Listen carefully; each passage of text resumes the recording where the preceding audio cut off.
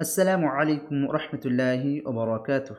প্রিয় কোরআন শিক্ষার্থী ভাই ও বোনেরা, আজকে আমরা পড়ব জিম, হা, ক, জিম, হা, ক।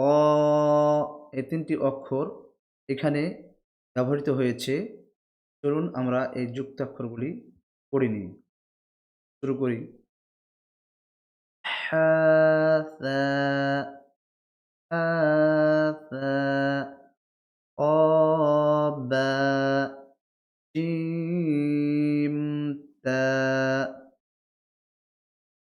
جيم تاء تاء يا جيم باء باء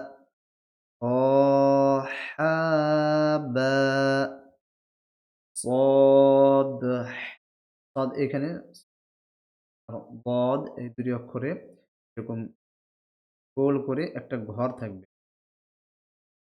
দুটি অক্ষরে থাকবে। কদ আর বদ তাহলে কদ হাবা কদ হাবা আখাতা আখাতা জিম নুন তা জিম নুন তা